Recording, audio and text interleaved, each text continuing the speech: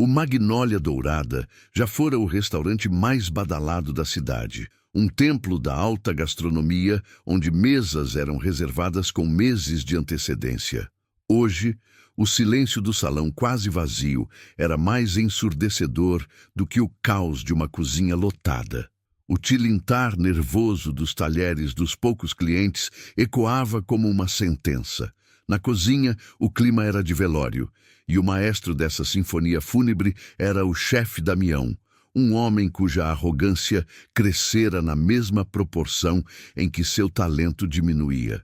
Damião, com sua dolma branca impecavelmente engomada, era uma tempestade prestes a estourar, e o raio sempre caía no mesmo lugar, em Mateus. Mateus era o lavador de pratos. Um rapaz quieto, de ombros caídos, que parecia querer desaparecer entre o vapor das máquinas e as pilhas de louça. Ele se movia com uma eficiência silenciosa, seus olhos baixos, evitando o contato visual que inevitavelmente traria dor. Naquela noite de terça-feira, a tensão era palpável. Um pedido especial de uma das poucas mesas ocupadas foi impresso e pendurado. Damião gritou a ordem, mas o subchefe, atolado, apenas apontou para a comanda. Mateus, venha aqui. Veja o pedido especial da mesa 7. Mateus se aproximou, secando as mãos no avental sujo. Ele olhou para o papel fino, as letras pretas dançando diante de seus olhos como hieróglifos indecifráveis. Ele não sabia ler. Não uma única palavra. O silêncio se estendeu por 5 segundos torturantes. E então, rosnou Damião. Mateus engoliu em seco, o rosto queimando de vergonha. Chefe, eu não consigo... A cozinha parou. O subchefe congelou com a panela no ar. Damião estreitou os olhos, um sorriso cruel se formando em seus lábios. Você não consegue? Ou você não sabe? Vamos, diga. Você não sabe ler, não é? Mateus não respondeu.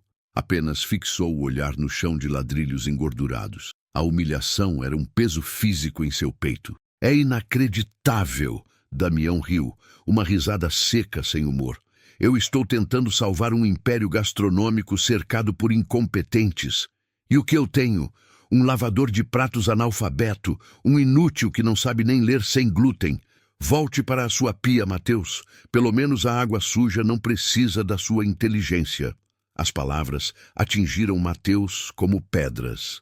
Ele recuou, sentindo os olhares de pena e desprezo de seus colegas. Ele voltou para o vapor, as lágrimas de vergonha se misturando ao suor, enquanto o chefe Damião, furioso, amassava a comanda e a jogava no lixo, culpando o lavador de pratos pela sua própria desgraça iminente.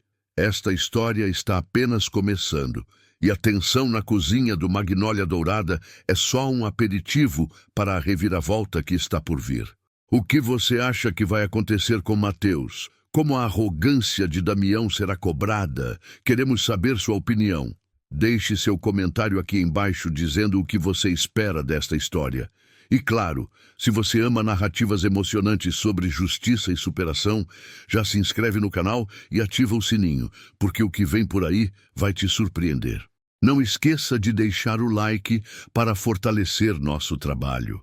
A falência do Magnólia Dourada não era um acidente. Era um projeto meticuloso da arrogância de Damião. O chefe, que um dia fora aclamado por sua inovação, havia se tornado uma caricatura de si mesmo. Seus pratos, antes celebrados, agora eram uma confusão de espumas, esferas e terras comestíveis, que mais pareciam experimentos de química do que comida. Ele havia se esquecido do básico, o sabor. Os críticos que antes o aplaudiam, agora o destruíam em colunas de jornais e blogs. Damião perdeu a alma, escreveu o crítico mais temido da cidade. Seus pratos são intelectualmente complexos e emocionalmente vazios. O chefe lia as críticas e quebrava pratos. Ele culpava os ingredientes, os fornecedores, a economia e principalmente sua equipe. Ele não via que o problema estava no espelho. Enquanto Damião tentava desesperadamente inventar uma nova combinação exótica, o banco ligava. O gerente financeiro do restaurante, um homem pálido e nervoso, mostrava as planilhas. Estavam operando no vermelho há 6 meses. A folha de pagamento estava atrasada. O ultimato foi dado pelo proprietário. Damião, você tem 30 dias. 30 dias para criar um milagre ou fecharemos as portas. O desespero fez Damião ficar ainda mais cruel. Ele gritava, exigia ingredientes impossíveis, desperdiçava produtos caros em testes que iam direto para o lixo. A cozinha se tornou um campo minado. E no canto, silenciosamente, Mateus assistia a tudo. Ele via a comida sendo jogada fora. Comida que alimentaria sua família por uma semana. Ele via o pânico nos olhos do chefe, uma insegurança tão profunda que se mascarava de raiva. Mateus não sentia raiva de Damião, sentia uma profunda compaixão. Ele não entendia de finanças, não sabia ler um balanço, mas entendia de fome. E entendia de comida. Mateus nunca teve a chance de ir à escola. Nascido no interior de Minas Gerais, o mais velho de 7 irmãos, ele começou a trabalhar na roça aos 6 anos. Sua verdadeira educação aconteceu na cozinha de barro de sua avó, Dona Zilda. Vó Zilda era uma mulher sábia, que também não sabia ler livros, mas lia o mundo. Ela lia o tempo pela cor das nuvens, media o sal pela palma da mão e sabia o ponto exato do doce de leite apenas pelo cheiro. Foi ela quem ensinou Mateus a cozinhar. Cozinhar não é sobre receita, meu filho, ela dizia, enquanto mexia um panelão de feijão gordo no fogão a lenha. Receita é para quem não confia no próprio coração. Cozinhar é sobre respeito. Respeito pelo fogo, respeito pelo tempo, respeito pelo bicho que deu a vida. É colocar sua alma na panela. Mateus aprendeu a sentir a textura da massa, a ouvir o chiado do alho dourando, a entender o que a comida pedia. Para ele, cozinhar era um ato de amor, uma forma de nutrir. Era o oposto de tudo o que via Damião fazer. Quando vó Zilda faleceu, Mateus veio para a cidade grande em busca de uma vida melhor. Conseguiu apenas o emprego de lavador de pratos, pois todas as vagas de auxiliar de cozinha exigiam ensino médio completo. Ele aceitou, engolindo o orgulho, feliz por estar perto do que amava, mesmo que fosse apenas para limpar os restos. Naquela noite, após a humilhação pública, Mateus foi o último a sair. A cozinha estava escura, exceto pela pequena luz sobre a bancada de aço. Ele estava exausto, faminto e com a alma ferida. O lixo estava cheio dos experimentos fracassados de Damião. Vieiras canadenses, azeite trufado, brotos importados. Mas no fundo da geladeira de funcionários, Mateus encontrou o que a equipe desprezava. Alguns cortes de costela de porco que não tinham o padrão para o menu, um pouco de quirera de milho, canjiquinha e um maço de couve levemente amarelado. Eram os ingredientes de sua infância. Eram os ingredientes de vó Zilda. Com a cozinha silenciosa, Mateus começou a trabalhar. Não como um lavador de pratos, mas como o chefe que ele realmente era. Suas mãos, acostumadas ao sabão e à água quente, moveram-se com uma precisão e delicadeza que Damião jamais vira. Ele não mediu nada. Ele pegou uma panela de ferro pesada, uma das poucas que Damião nunca usava, considerando-a rústica demais. Ele selou a costela, adicionou temperos que ele mesmo trazia de casa, um mix secreto de ervas que sua avó lhe ensinara. Ele deixou a carne cozinhar lentamente, muito lentamente, enquanto preparava a canjiquinha, deixando-a cremosa, mas ainda firme. O aroma que começou a subir não era o cheiro químico das criações de Damião. Era um cheiro de terra, de fumaça de lenha, de conforto. Era o cheiro de lar. Era um aroma tão potente e envolvente que parecia preencher cada fresta do restaurante. Um fantasma de comida de verdade em um palácio de ilusões. Quando a costela estava desmanchando, soltando do osso, e a canjiquinha atingira o ponto de veludo, ele finalizou com a couve rasgada grosseiramente. Ele colocou uma porção modesta em um prato fundo, um dos únicos que não estava lascado. E então ele se sentou no chão da cozinha para comer. Naquele exato momento, a porta dos fundos se abriu. Chefe Damião havia esquecido sua maleta de facas. Ele entrou, o rosto uma máscara de exaustão, pronto para pegar suas coisas e ir embora. Mas então, ele parou. O cheiro o atingiu como uma revelação. Um aroma complexo, profundo, que despertou nele algo que ele pensava estar morto: a fome. Ele farejou o ar confuso. Não era nada do seu menu. Ele seguiu o rastro como um animal até a cozinha escura, onde encontrou Mateus, com o prato no colo, prestes a dar a primeira garfada. "O que é isso?" Damião perguntou, a voz mais baixa, menos arrogante do que o habitual. Mateus se assustou, quase derrubando o prato. É só janta, chefe. Coisa minha. Desculpe, eu usei as sobras." Damião se aproximou. A aparência do prato era simples, quase grosseira, mas o cheiro... "Me dê isso", ele ordenou, mas sem a fúria de sempre. Ele pegou o garfo da mão de Mateus. Ele provou. O mundo de Damião parou. A costela derreteu em sua boca, a canjiquinha cremosa explodiu em sabor e a couve deu um toque amargo perfeito. Não era complexo, não havia espumas, mas era a coisa mais deliciosa que ele havia comido em 10 anos. Era a alma que os críticos diziam que ele havia perdido. Ele olhou para o prato, depois para o lavador de pratos analfabeto e viu, pela primeira vez, não um inútil, mas um mestre.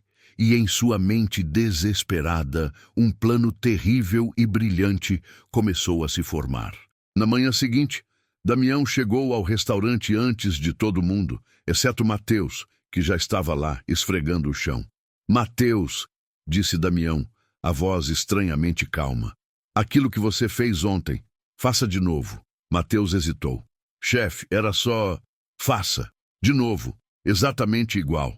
Pela primeira vez, Mateus cozinhou na estação principal. Damião ficou ao seu lado, não gritando, mas observando. Ele observava cada movimento, cada pitada de tempero, cada gesto intuitivo. Ele não pedia a receita, pois sabia que não havia uma. Ele estava tentando memorizar a alma do prato. Quando ficou pronto, Damião provou novamente. A mesma perfeição. "Certo", disse ele. "Volte ao trabalho." Naquela tarde, Damião convocou uma reunião de emergência. Ele anunciou um novo prato no menu, uma edição limitada. Raízes rústicas, a redenção do porco. Ele descreveu o prato usando termos poéticos sobre sua redescoberta da culinária de base. Ele mesmo cozinhou, tentando imitar os movimentos de Mateus. O resultado era bom, muito bom. Era a sombra do prato de Mateus, mas ainda assim era infinitamente melhor do que qualquer coisa que Damião fizera em anos.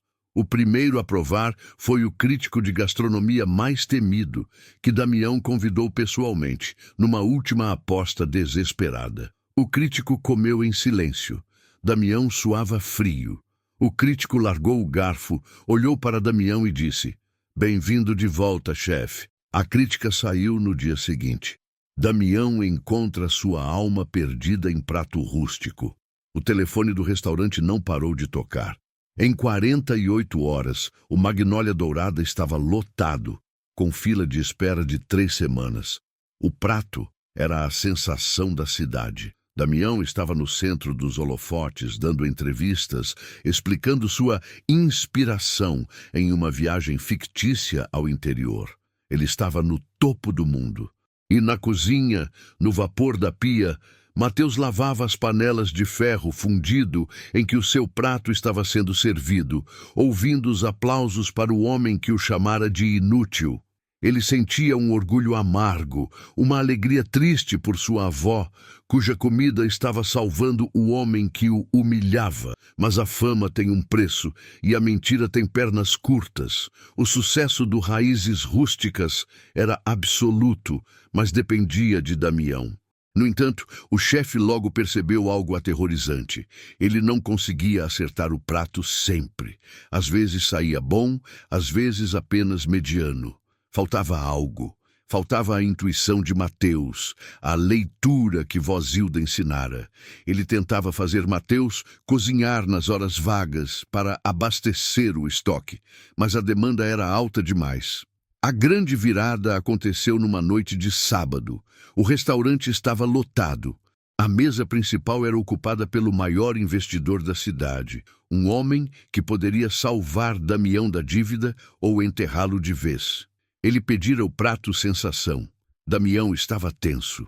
Ele preparou o prato ele mesmo, com cuidado redobrado. O prato foi servido. Minutos depois, o maitre voltou à cozinha, pálido. Chefe, o senhor Almeida disse que a carne está saborosa, mas a canjiquinha está sem vida. Ele disse que não é o que ele esperava. Damião gelou. Aquele era o fim. Desesperado, suando, ele olhou para o caos da cozinha e viu Mateus na pia, lutando contra uma montanha de louça. A arrogância de Damião finalmente quebrou, esmagada pelo peso do fracasso iminente. Ele correu até Mateus. Mateus, eu preciso de você. Agora, a mesa principal, o prato não está bom. Mateus parou, a bucha na mão. Ele olhou para o chefe, o homem que o havia quebrado. Eu não sei do que o senhor está falando, chefe. Eu sou só o lavador de pratos. Eu não sei ler as comandas. A ironia atingiu Damião como um soco. Por favor, Damião sussurrou, a voz embargada. Eu não consigo fazer.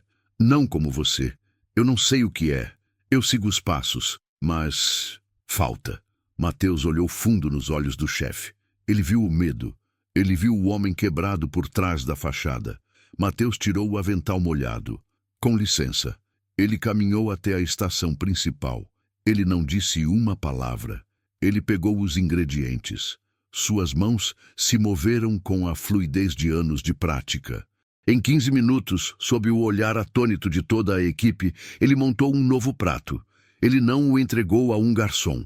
Ele mesmo o pegou, saiu pela porta da cozinha e caminhou pelo salão principal. Damião o seguiu, em pânico. Mateus parou na mesa do investidor. Senhor, disse Mateus, a voz firme, o chefe Damião pede desculpas. O prato que o senhor comeu foi um erro meu, Damião. Este é o prato certo, feito pelo verdadeiro criador dele. O salão ficou em silêncio. Damião, parado atrás de Mateus, sentiu o mundo desabar. O investidor olhou de Mateus para Damião. Ele provou o novo prato. Seus olhos se arregalaram. Ele provou de novo. Ele olhou para Mateus e sorriu. Este, disse o investidor, é o motivo pelo qual eu vim. Naquela noite, Damião não interrompeu. Ele assistiu Mateus ser aplaudido. Quando voltaram à cozinha, Damião sentou-se em um engradado, a cabeça entre as mãos. Mateus se aproximou. A receita da minha avó não está no papel, chefe. O senhor não precisa saber ler um livro para entender a comida. O senhor só precisa de humildade. Damião ergueu os olhos, não mais com arrogância, mas com uma vergonha profunda. O Magnólia Dourada foi salvo, mas não por Damião. O restaurante mudou. Mateus foi promovido a chefe de partida, com um salário digno, e Damião pagou por aulas particulares para que ele aprendesse a ler e escrever. Damião, por sua vez, começou a aprender o que Mateus já sabia, que a melhor comida não vem da técnica, mas da alma. E que final! A humildade de Mateus e a redenção de Damião transformaram completamente o destino do restaurante. O que você achou desta incrível reviravolta? Você esperava que Mateus tivesse essa atitude ou achou que Damião merecia a falência? Deixe sua opinião sincera nos comentários. Queremos muito saber o que você sentiu. Se você se emocionou com essa história de superação e justiça, não se esqueça de deixar o seu like, compartilhar esse vídeo com seus amigos e, o mais importante, se inscrever no canal para não perder nenhuma de nossas próximas histórias.